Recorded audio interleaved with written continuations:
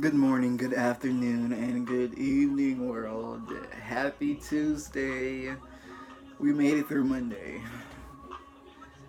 Last night, the Love and Hip Hop Miami reunion. Wow. Love and Hip Miami plays a special place in my heart.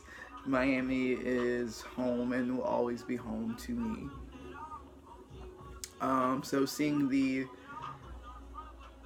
lives of the pride and joy of Miami on television has been something very near and dear to me. So today, when it comes to the Loving Hip Hop Miami reunion, we're going to talk about a few topics because I definitely want you guys to go check it out if you haven't yet. It premiered last night, so definitely check it out if you haven't.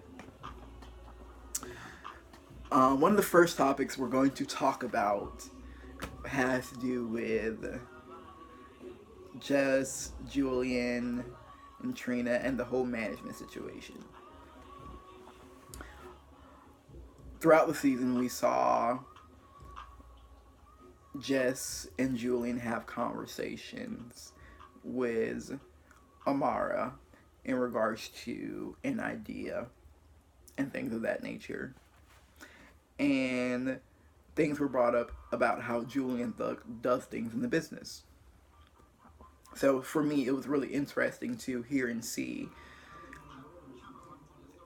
Jess's point of view, and then to hear Trina's point of view throughout the reunion, being that it was stated that they have this 15-year partnership together. One of the things that I can say is really interesting when it comes down to any type of management, it not only relies on management, but it also relies on the artists and individuals that are involved. So it's really interesting. I believe Play for Plea is managed by Julian as well. And when it came down to how Julian has helped him when it comes to managing his career, it hasn't affected him, or it wasn't deemed viewed the same way Jessie Wu viewed it. So that was very interesting to see. If you guys haven't watched all 12 episodes of Love and Hip Hop Miami, definitely check it out. To, I guess, understand a little bit more of the Julian and Jessie Wu management situation. Uh, yeah.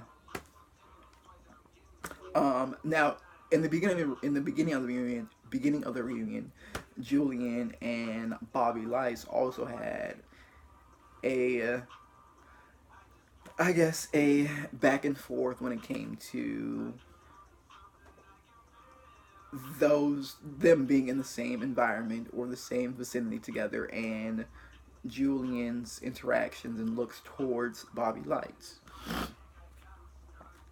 I think that the conversation had, I think it came to some type of resolution. Um, but I definitely can say I can see and understand Bobby Light's perspective and viewpoint, and I can also see and understand Julian's viewpoint on the situation at hand. Yeah, one of the things he said that actually made me laugh, Bobby Light said, Julian gives him these evil eyes. I think that's hilarious. Like, what are evil eyes? Like, how do you do that? Yeah, yeah. Someone's gonna have to show me that. All right, all right. So next, one of the things, next topic we're gonna talk about is the Pretty Ricky situation. We've known Pretty Ricky. They've been around for a long time, and we've been able to follow their careers, their ups and downs throughout social media and television. Throughout the season, we saw conversations, and some would say confrontations between the group and Big Blue, their father, and their former manager. To me, one of the things when it came down to the conversation that was had, I think it was really interesting that Big Blue said that he despised Spectacular. To me, it's in uh, when it comes to family and business, it's definitely something hard to manage. One of the things that I can say that I admired was Pleasure P stating that without the efforts, the funds, and everything that Big Blue did put into the group, they wouldn't be as known as they are. Now, in my opinion, that's no reason for them not all to have received splits when it came down to what they grossed. I definitely hope that the group finds some resolution. I know they stated and they are on tour right now. Um, so yeah, I just hope they continue moving in the right direction. And yeah, grow the group, grow as individual artists. Yeah, and that's really all on that.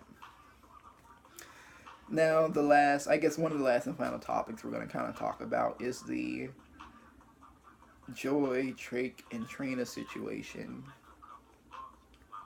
and how they're all intertwined together.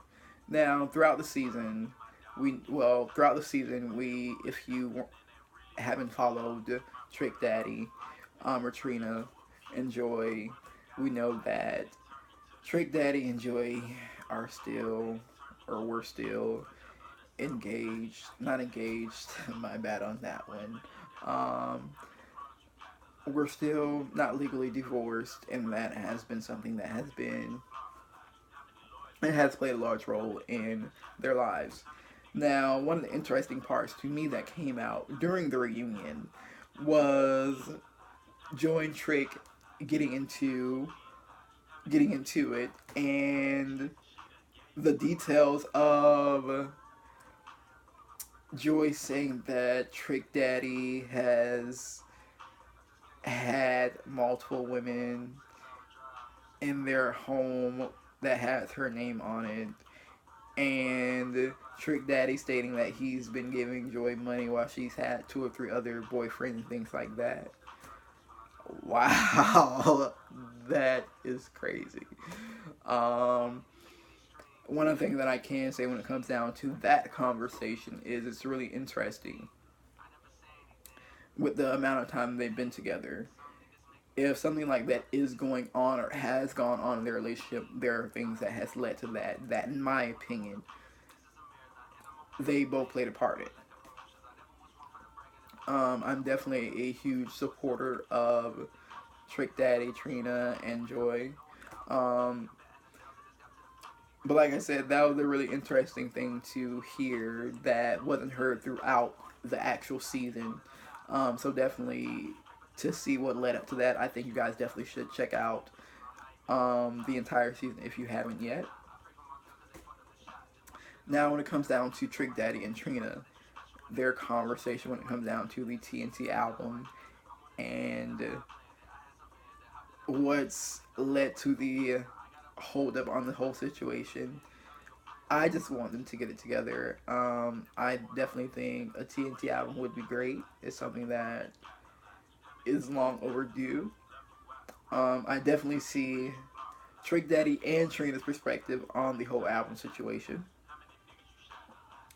I don't like and I dislike that they got into it towards the end of the first episode of the reunion. But I definitely understand both viewpoints.